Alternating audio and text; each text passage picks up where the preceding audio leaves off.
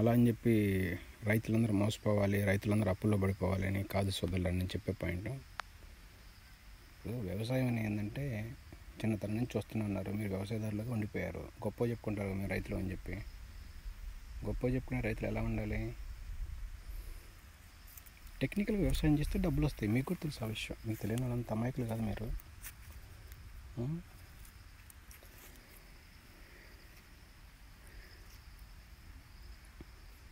దేశపు రైతులు అంటే సోదరులారా బంగారం వజ్రాలు అన్నమాట వాళ్ళు. ఇంకా వాళ్ళు తప్ప ఇంకోటి ఉండడు భూమి మీద. ప్రతి దేశానికి రైతులే మూల కారణం. మెయిన్ మనిషి జనాభా పెరగాలన్నా, ఉన్నోళ్ళు బతకాలన్నా వాళ్ళకి ఫుడ్ పెట్టేది రైతే సోదరులారా. అలాంటి రైతు ఏంటంటే కలుషితం అయిపోయాడు. రైతు మనసు అనేది పూర్తిగా కలుషితం అయిపోయింది. ఇప్పుడు మీలోనే కొంతమంది బాగా సంపాదించుకుంటున్నారు, కొంతమంది ఇబ్బందులు పడుతున్నారు, కొంతమంది మునిగిపోతున్నారు. అంటే వాడు బాగుందంటే ఏదో బాగుంది కాబట్టి మరి బాగుంటాడుగా. ఇప్పుడు 10 మందిలో 5గురు బాగుపడ్డారంటే 5గురు ఇబ్బందులు పడుతున్నారంటే ఏదో తేడా ఉంది కాబట్టి సోదరులరా. కొంతమంది రైతులు ఏదేమైనా సరే నేను ఎంతని పెడతాను, నేను చేస్తాను గట్టిగా. మీకు తెలియదు సోదరులారా వ్యవసాయం గురించి. పరిస్థితులను బట్టి మనం కొంచెం పెట్టుబడులు పెట్టుకుంటూ ముందుకు పోతూ ఉండాలి. అవునా కదా? డబ్బులు పెడితే ఎందుకు డబ్బులు వస్తాయి సార్ ఈజీగా. ఎవరు చెప్పారు? దేశాలన్నీ చూస్తున్నారు.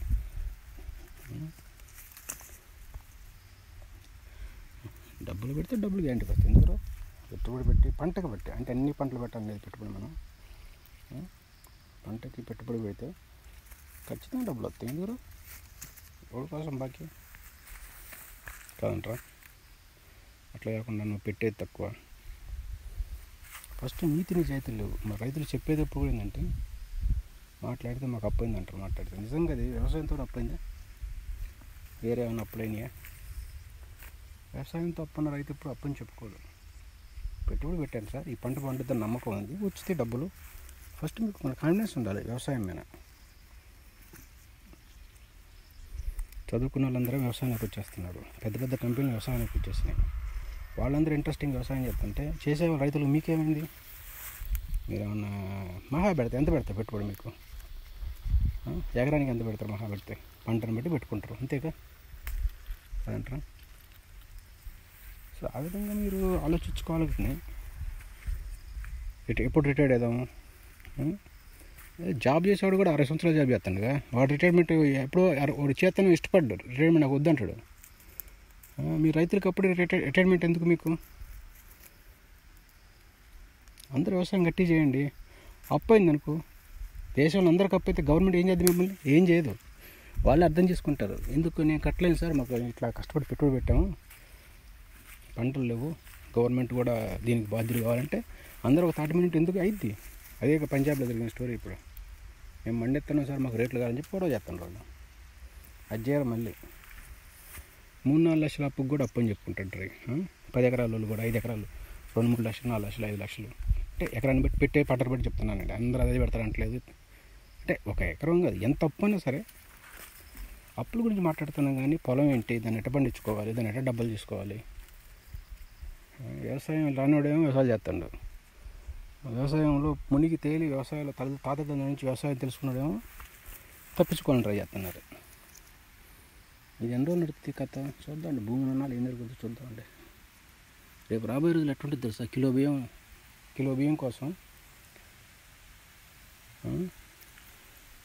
10,000 ఇస్తారు సార్. కిలో బియ్యం అనే స్థాయికి వచ్చేస్తాం మనం. చూడండి మీరు, ప్రాబ్లమ్స్ ఉన్నాయి, ఇబ్బందులు ఉన్నాయి. కాంటలే రైతుకు ఇబ్బందులు ఉన్నాయి. మెయిన్ ఏంటంటే సాంకేతికత. వ్యవసాయం ఎట్లా చేయాలి, సైన్స్ ఎట్లా తెలియదు మనకి. మనం తెలుసుకోం కదా. ఏదైనా కొత్త విషయాలు దగ్గరికి పోతే కూడా మనం పడుచుకోంగా. మనకేంటంటే మనం అనుకున్నదే గొప్ప, మనం చేసుకుందే గొప్ప.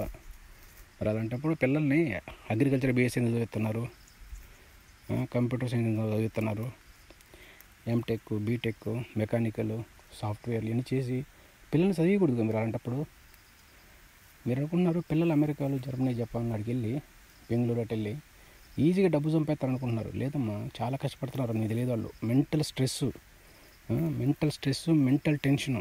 వాళ్ళు ఎంత నరకం అనిపిస్తున్నారంటే అక్కడ పని చేయలేక, వాళ్ళు చేసే టార్చర్ తట్టుకోలేక, బిల్లులు కట్టుకోలేక ఇక్కడ తల్లిదండ్రులను కానీ పిల్లల్ని అన్నదమ్ముల్ని చెల్లెల్ని పోషించుకోలేక సహాయం చేయలేక అక్కడ ఫ్యామిలీ పరంగా నరక యాతన అనుభవిస్తున్నారు సోదరులారా. మీకు తెలియదు ఆ విషయం. ఇండియాలో వాడైనా బయట వాడైనా వేరే కంట్రీలో జాబ్ చేసేవాడైనా సరే అక్కడ పూలపాన్పులు లేవు సోదరులారా. పూలపాన్పు ఉండదు 100%. జీవితం ఎంత కష్టం ఉందంటే బయట దేశాల్లో అనుభవించినోడు తెలుస్తుంది ఆ కష్టాలు ఏంటో. ఆడికి అరణం అంటే నువ్వు ఏంటంటే సెకండ్ సిటిజన్ అవుతావు అంతే, సెకండ్ గ్రేడ్ పౌరుడు. నేను ఫస్ట్గా గమనించరు వాళ్ళు. మన బిడ్డల్ని, మన కడుపును పుట్టిన బిడ్డల్ని బయట దేశాలకు నెట్టేసి అక్కడ బతకంటారా అని చెప్పాల్సిన అవసరం ఏంది? మనకు భూమి లేదా, వ్యవసాయం లేదా, పంటలు లేవా, బిజినెస్ లేదా, తెలివితేటలు లేవా, నాలెడ్జ్ లేదా? ఏం తక్కువ? మన బిడ్డల్ని బయట దేశాల్లో పరాయి పాలన చేయటం అవసరం ఏంది? ఏం దాంట్లో ఏమన్నా ఆనందం ఏంటి? I don't know. బిడ్డలను దూరం పెట్టి బతికేదండి సార్.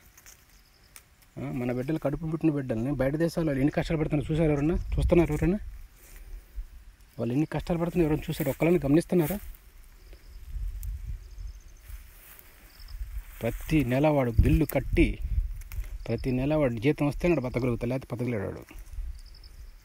ఇక్కడ మనకు తాతల ఇల్లు ఇచ్చారు, పొలాలు ఇచ్చారు, స్థలాలు ఇచ్చారు, దొడ్డు ఇచ్చారు, గేదెలు ఇచ్చారు, ఆవులు ఇచ్చారు, అన్ని. మనకి ఏంది ఏమని చెప్పండి? బంధువులను ఇచ్చారు, తల్లిదండ్రులు ఇక్కడనే ఉంటారు, సిస్టర్స్ని ఇచ్చారు, చెల్లెళ్ళు, అక్కలు అందరూ ఉన్నారు. ఇక్కడ బతుకునోడు పోయి, ఇక్కడ అన్నీ ఉన్నారు, ఇక్కడ బతుకునోడు పోయి ఆడేమవుతారు చెప్పండి?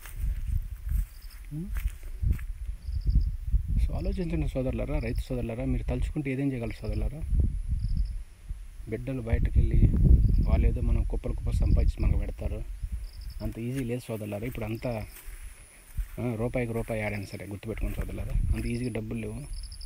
ఏదైతే బయట దేశాల్లో నా బిడ్డలు ఉన్నారో, బాగా సంపాదిస్తున్నారు, నాకు వ్యవసాయం అవసరం లేదు అని అట్లా అనుకునే వాళ్ళు సోదరులారా, మీరు గుండె మీద చేసుకుని రాత్రి నిద్రపెట్టుకుంటే ఒకసారి ఆలోచించండి.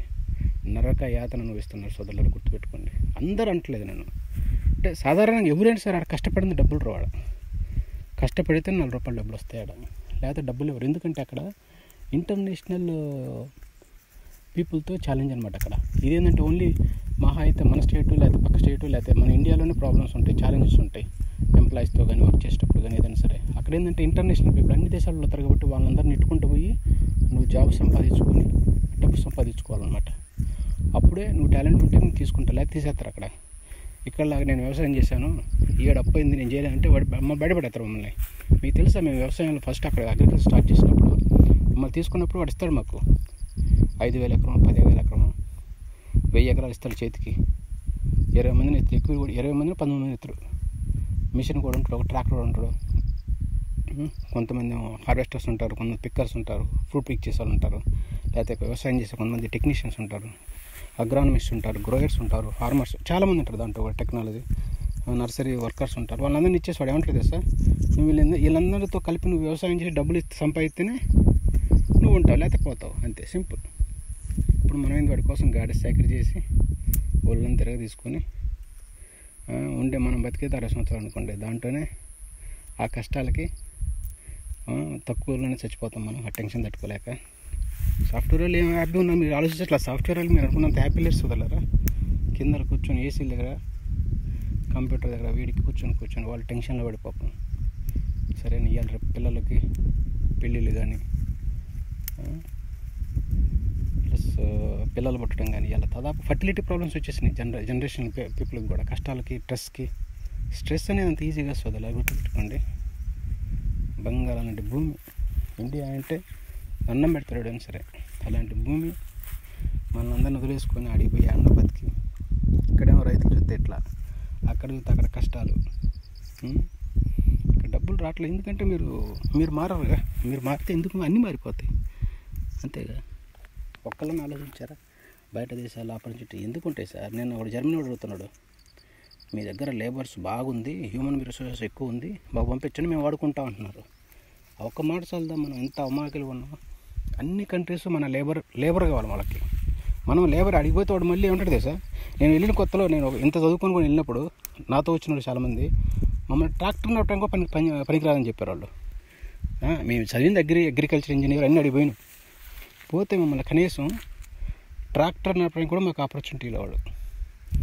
లెట్యూస్ అని ఒక పంట మీకు తెలిసి ఉంటుంది, బర్గర్లు వేస్తారు ఆకుకూరలు, దాన్ని పెంచడం కోసం మమ్మల్ని 7 నెలలు వాడు ఏడిపించాడు. అంటే ఒక చిన్న క్రాప్ ఆకుకూరలు పెంచడానికి మన పాలకూర తోటకూర అట్లనే ఆకుకూరలు ఉంటాయి అన్నమాట. అవి పెంచి నేర్చుకొని వాళ్ళు పెట్టిన ఎగ్జామ్ పాస్ అయితేనే మమ్మల్ని ప్రమోట్ చేశారు వేరే క్రాప్స్కి. అంటే అంత ఈజీ అనుకుంటున్నారు వ్యవసాయం, అంత కష్టపడతాం, అంత కష్టం ఉంది ఆడ. ఇక్కడ మీకేముంది సోదరులారా, మేము ఎగ్జామ్లు పెడుతున్నారా? హాయిగా మీ చేతిలో భూమి ఉంది, తండ్రులు తాతలు ఎవరు గట్టి పొలం ఇచ్చారు, మంచి వాళ్ళు ఉన్నారు, ఇక్కడ కూడా గొప్ప వాళ్ళు ఉన్నారు. చేయండి సోదరులారా, చేసుకోండి, ఆలోచించండి సోదరులారా. ఇంత పెద్ద భూమి ఉన్న రైతు కొడుకులు కూడా బయట దేశాల్లో ఏదో చేయాలి, ఏదో పోయి చేయండి, చేసేవాళ్ళు చేయండి, వాళ్ళ ఇష్టం మనం అనకూడదు. ఇది నిజమైన కష్టాలు చెప్తున్నారు సోదరులా, మీరు గుర్తుపెట్టుకుని సోదరులారా.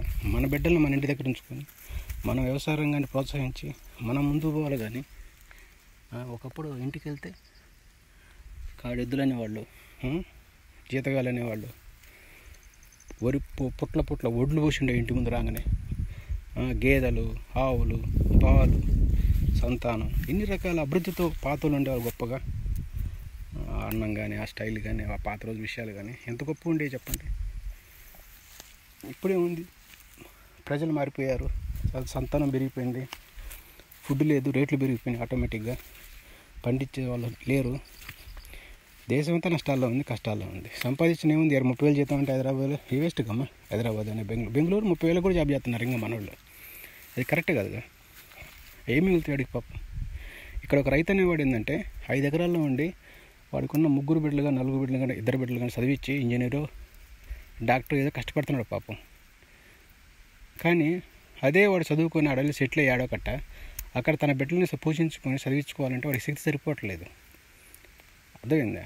మనం ఏంటంటే రైతు కుటుంబాలు డైరెక్ట్గా ఏంటంటే ఇక్కడ నుంచి వ్యవసాయం లైఫ్ నుంచి ఒక్కసారి సిటీ లైఫ్ వెళ్ళిపోయాలి. అక్కడ పరిస్థితులు కానీ అక్కడ ఏంటంటే మనకు అంతగా ఈజీగా అనుకూలంగా ఉండవు. అదే మన వెళ్ళే వాళ్ళ యొక్క తల్లిదండ్రులు ఆల్రెడీ డాక్టర్లో, యాక్టర్లో, లేకపోతే ఏమన్నా బిజినెస్ మ్యాన్ అయితే వాడికి ఈజీగా ఉంటుంది బతకటం కానీ, జాబులు కానీ. ఒక రైతు కొడుకు ఒక సిటీకి వెళ్ళి అక్కడ మళ్ళీ తన సొంతగా తన కాళ్ళ మీద నిలబడి ఎవరు సహాయం లేకుండా మళ్ళీ అతను సిటీ లైఫ్లో మారటానికి ఎంత కష్టం చెప్పండి. అతని లైఫ్ అంతా పాపం సేవ చేయాల్సిందేగా, వేస్ట్ చేసుకోవాల్సిందేగా. అదే సోదరు నేను చెప్పేది రైతు కొడుకులకే చెప్తున్నా సోదరుల, రైతు బిడ్డలకి, మన వాళ్ళకి మాట్లాడుతున్నాను ఇవన్నీ నేను. సోదరులరా దయచేసి అర్థం చేసుకోండి సోదరులరా. ప్రపంచంలో వ్యవసాయం అందరికీ లాభాలు ఇస్తుంది సోదరులరా, మనకే కాదు సోదరులరా. నష్టాలు ఉన్నాయి, లాభాలు ఉన్నాయి. కానీ బయట దేశాల్లో సోదరులరా విపరీతమైన లాభాలతో ఉన్నారు సోదరు రైతులు అనేవాళ్ళు. వాళ్ళ థింకింగ్ అని, ఆలోచన కానీ గవర్నమెంట్ అడగట్లా, మీరు మాకు అజ్జే అడగట్లా. మీరు ఏంటంటే మట్టి తిన్న పొమ్మలాగిందంటే ఎక్కడ పడి అక్కడ ఉన్నారనమాట. ల్యాబులు పెట్టమని చెప్పండి, మండల్ లెవెల్లో, స్టేట్ లెవెల్లో, డిస్ట్రిక్ట్ లెవెల్లో, ఈవెన్ తాలూకా లెవెల్లో ల్యాబొరేటరీ, అగ్రికల్చర్ ల్యాబొరేటరీ పెట్టి, రీసెర్చ్ సెంటర్లు పెడితే న్యూస్. ఒకసారి నెదర్లాండ్ అని తెలుస్తుంది మీకు. నెదర్లాండ్లో ప్రతి ఏరియాలో రీసెర్చ్ సెంటర్ ఉంటుంది. వాళ్ళు తయారు చేసిన విత్తనాలనే రైతులు వాడతారు, ఇంకేరే వాడరు. వాళ్ళు సర్టిఫై చేసినదే వాడతారు. అట్లా అగ్రికల్చర్ అనేది కొత్త పొంతలు దిక్కిపోయే రోజుల్లో కూడా ఎక్కడున్నాం మనం? ఇది ఉన్న శతాబ్దం ఏంటిది? రైతులు ఏంటంటే ఇంకా పాత రోజుల్లోనే థింక్ చేస్తున్నారు, ఇంకా ఏదో అన్నట్టు ఆలోచిస్తున్నారు సోదరులారా. అది కరెక్ట్గా సోదరులారా. నేను చెప్పిన మాటలు తప్పు అంటే మీరే ఆలోచించండి. నిద్రపోయేటప్పుడు ఒకసారి మీ గుండెని మీరు చేసుకుని ఆలోచించండి. నేను చెప్పింది తప్ప రైటా? ఏ రైతు ఇప్పుడు కరెక్ట్ కష్టపడుతున్నాడా? కష్టపడలేదు. డబ్బులు ఎందుకు లేదు సార్. ఇదే దానిమ్మ తీసినోడు 1,00,000 సంపాదించిన ఉన్నారు సార్. ఎవరు చెప్పారు? ఈ దానిమ్మైనా, ఈ వరైనా, ఈ జొన్నలని ఏమైనా చేసిన కోటి సంపాదిస్తున్నారు బాగానే. అంటే నేను ఒక ఎగ్జాంపుల్ చెప్తున్నాను దానిమ్మ గురించి. దానిమ్మ కోట్లు అంటలేదు నేను. అది సంపాదించండి, కోటి సంపాదిస్తాను, ఇంకోటి కోటి సంపాదించట్లా. అది డిఫరెన్స్. ఆలోచించుకోండి సోదరులారా. నేను చెప్పేది రైతు సోదరులకి, నువ్వు చదివిస్తున్న పిల్లగాలను బాగానే ఉంది, వ్యవసాయం వదిలేసుకున్న బాగానే ఉంది, వ్యవసాయం సరిగ్గా చేయట్లో బాగానే ఉంది. జాబులు ఎక్కడ ఉన్నాయి మీరు చెప్పండి? కొత్త కంపెనీలు వచ్చినాయి, ఇప్పటివరకు ఏమీ లేవు. అక్కడేమో జాబుల లైఫ్లో కొత్త కంపెనీలు రాలే, కొత్త అప్రోచెస్ లేవు, ఉన్నదంటే అడ్జస్ట్ కావాలి. ఇన్ని సమస్యలతో నాకు కొట్టుమిట్టాడుతుందంటే ఇప్పుడు మీ బిడ్డలు, మీ కొడుకులు, రైతు కొడుకులు కానీ ఎవరైనా సరే నరకం అనిపిస్తున్నారు సోదరులారా. ఆలోచించుకోండి సోదరులారా. అంత ఈజీ లైఫ్ లేదు బయట.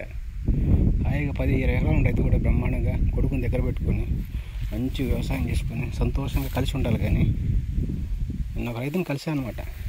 ఒకరు కాదు, 4 కలిసింది కదా. వాళ్ళందరూ చెప్తున్నారు 40 ఎకరాలు ఉన్నాయి, 50 ఎకరాలు ఉన్నాయి. ఎక్కడ ఉన్నాయంటే మా అబ్బాయి అమెరికాలో ఉన్నాయి. ఏదిరా ఇదే? చెప్పండి మీరు. 40 ఎకరాలు 50 ఎకరాల రైతు అమెరికాలో పోయి ఉంటారు అనమాట. అమెరికాలో సుఖం ఉందంటే ఐ డోంట్ నో. పోయే వాళ్ళు పోవచ్చు, ఎవరు ఆనందం వాళ్ళదే. కానీ బట్ రైతులని వాళ్ళు ఏంటంటే మరి 50 సంవత్సరాలకి వ్యవసాయం మానేస్తాం, ఎందుకు మనకి కౌలుకి ఇచ్చి వదిలేద్దాం. ఏం సార్ మీలో ఏం తక్కువ ఉంది చెప్పు. ఒకప్పుడు మీరే బంగారం పండించిన వాళ్ళు. ఈ దేశాన్ని ఒకప్పుడు 91లో ఇండియాని కాపాడింది మీరే తెలుసు సోదరులారా. మీకు తెలియదు చరిత్ర. పివి నరసింహారావు గారి టైంలో ఇండియాని కాపాడింది మీరే సోదరులారా. మీరు చరిత్ర చూసుకోండి. దేశం మునిగిపోతున్న తరుణంలో మీలాంటి మేధావులు పంటలు పండించి కాపాడారు ఇండియాని. ఇప్పటికీ ఇండియాని కాపాడుతున్నారు మీరు. మీరే ఈ దేశానికి బ్యాక్ బోన్గా అందరూ అంటారు కదా, బ్యాక్ బోన్ వెన్నుముక. ఇవన్నీ కాదు సోదరులారా. మీ నుంచి దాదాపుగా 58% జీడిపి మన నుంచి వస్తుంది సోదరులారా. వ్యవసాయం గురించే, వ్యవసాయం నుంచే మీకు జీడిపి వస్తుంది కంట్రీకి. అంటే కంట్రీ మిలిటరీ కానీ ఏదైనా మన ఆపరేషన్ జరగాలంటే కూడా మీరిచ్చిన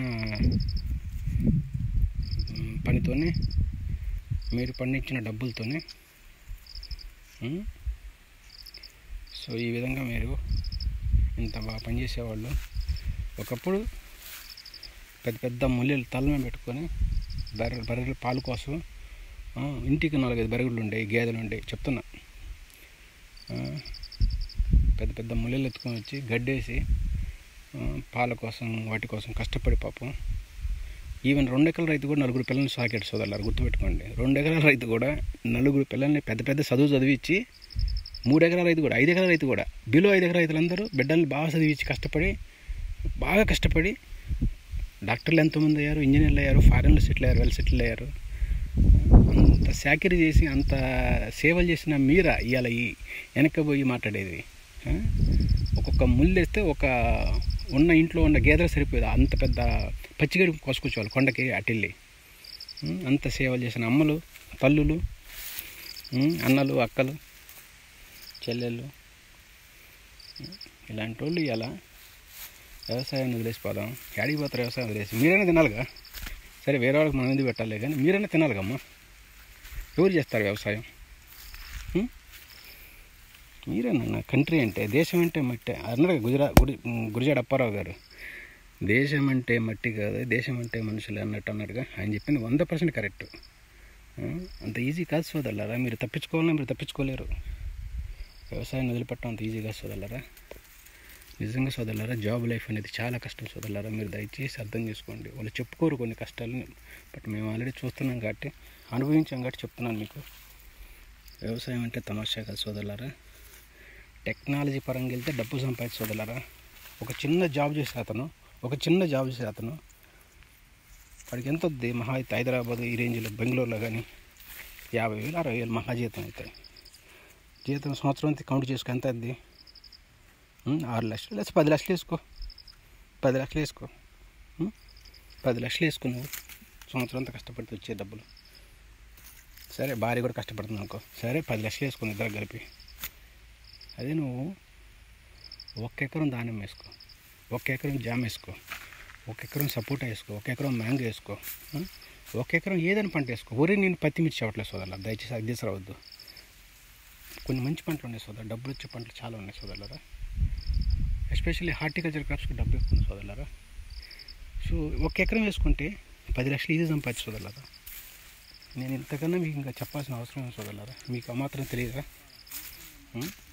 ఆలోచించుకోండి సోదరులారా. పిల్లల్ని దూరంగా పెట్టి అక్కడ వాళ్ళు ఎట్లా ఉన్నారు, వాళ్ళ పరిస్థితులు ఏంటి, వాళ్ళ మనసు అవన్నీ చూస్తే మీరు ప్రతి రైతు తన బిడ్డల్ని ఇంటికి తీసుకొచ్చి మళ్ళీ వ్యవసాయం చేపిస్తారు. గుర్తుపెట్టుకో సోదరులారా. బిడ్డలను కానీ ఎందుకు కష్టాలు పెట్టుకోవడం, ఇంకా కష్టాలు పెట్టుకోవడం కానీ అవసరం ఉన్నప్పుడు ఎందుకు మీరు కంటం ఎందుకు? అప్పుడు కనకూడదమ్మా. అసలు కంటపోతే ఇంకా అసలు ఇంకా దద్దరం పోద్ది. అసలుకి కష్టపడాల్సిన పని లేదు, ఈ పురుగు ముందు కొట్టాల్సిన పని లేదు, అంతేగా. సో అర్థం చేసుకోండి సోదరులారా. దయచేసి వ్యవసాయాన్ని తక్కువ చేసి దాన్ని చూసుకోకుండా పట్టించుకోకుండా ఎవరి దగ్గర పోయి కూర్చున్న ఫస్ట్ అనేది మాట ఏంటంటే వ్యవసాయం లాభం ఉంది దండగ అంటే. ఎందుకు దండగ? ఎందుకుంటారు కదా దండగా? చేసుకో, కరెక్ట్గా చేయరా బాయ్, చెయ్యి. ఎవరంటే వర్షాలు అంటారు, చెప్పేసుకో. వర్షం అంటే వెదర్ ప్రాబ్లమ్స్ ఉన్నాయి, ఓకే వెదర్ సెన్సార్ పెట్టుకో, వెదర్ని బట్టి నువ్వు కంట్రోల్ చేసుకో. ఏమైంది? మన భూమి మీద మనమే చేస్తున్నాం వ్యవసాయం, ఇంకెవరు చేయట్లేదా? అదే భూమి మీద మనమే వ్యవసాయం చేస్తున్నాం, ఇండియన్ ఫార్మర్స్ ఓన్లీ కాదుగమ్మా.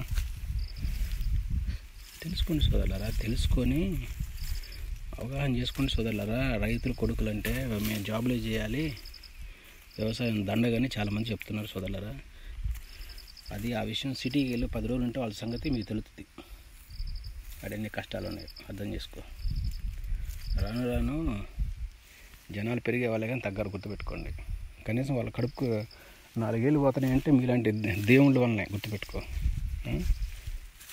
కాంటారా మీరు? రైతు అనేవాడు సాధారణ వ్యక్తి కాదు సోదరులారా.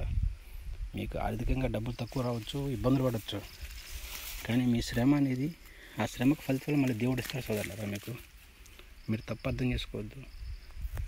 రైతు అనేవాడు ఏంటంటే బై బర్త్ మీరు బ్లెస్డ్ బేబీస్ మీరంతా. రైతులు సాధారణంగా దేవుడు రైతుకు పుట్టించాడు, దాంట్లో ఏదో పరమార్థం ఉంటేనే రైతులు పుడతారు మీరు. 4 ఏళ్ళు సాయంత్రం దాకా అందరికి పోతున్నాయి అంటే మీరు చేసిన కష్టమే కదా. ఏమైంది, ₹1 డబ్బులు ఇస్తాం, ఇప్పుడు తింటాడు ఆ డబ్బుల్ని. కష్టాలు ఎక్కువ ఉండవు సోదరులారు, ఎవరికైనా గుర్తుపెట్టుకోండి సోదరులారు. కష్టం అనేది చాలా తక్కువ, లిమిటెడ్. అది మీకు తెలియదు. ఎంతోమంది మా రైతన్నాలు చూశారు, గట్టి పంట పండితే ఈ అప్పులు గిప్పులు తన్నుకొని ముందు అవన్నీ చేయాలంటే మీకు ఒక మంచి నాలెడ్జబుల్ పర్సన్ కావాలి. ఎకరం పొలం నుంచి కూడా డబ్బు సంపాదించుకోవచ్చు సోదరులారా. అందరూ జాబులు పోవాల్సిన అవసరం లేదు సోదరులారా. 60-70% మొత్తం మన పాపులేషన్ అంతే వ్యవసాయమైన బతుకున్నాం సోదరులారా, గుర్తుపెట్టుకోండి. మనకున్న పాపులేషన్ మొత్తంలో కూడా 65-68% కేవలం రైతుల్లోనే బతుకుతున్నారు సోదరులారా. మిగతా వాళ్ళంతా రైతు కూలీలని, వాళ్ళని. ఇంకో దరిద్రం ఏంటంటే మన దేశంలో ఇంత పెద్ద వ్యవసాయం పండించుకున్న వాళ్ళ మనకి సొంత మందులు తయారు చేసుకోవటం కానీ, మంచి మందులు తయారు చేసుకోవటం కానీ, టెక్నాలజీ కానీ ఇవన్నీ లేవు సోదరులు. ఎందుకంటే మీరంతా నిద్రపోతున్నారు. మీకు అవసరం లేదు అవన్నీ, మీకు ఆలోచించే శక్తి లేదు. మీకు ఏంటంటే ఫస్ట్ పోగానే భయం అన్నమాట. ఓమ్మాయిని పండుదో అవన్నీ తెలుసు, కానీ మళ్ళీ పంటలేస్తారు మీరు. ఒక్కరోజు మీరు క్రాప్ హాలిడే పెట్టండి, అందరూ మీ కాళ్ళ దగ్గరకు వస్తారు. క్రాప్ హాలిడే అంటే క్రాప్ మానేయటం, తిండి గింజలను ఉంచేసుకొని ఒక్క సంవత్సరం క్రాప్ హాలిడే పెట్టారనుకోండి, ప్రపంచం అది మొత్తం దిగొచ్చుద్ది మీ కాళ్ళ దగ్గరికి. కానీ అది మీరు చేయరు, మీకు ఎనర్జీ, మీకు తిరిగితేట్లు లేవుగా.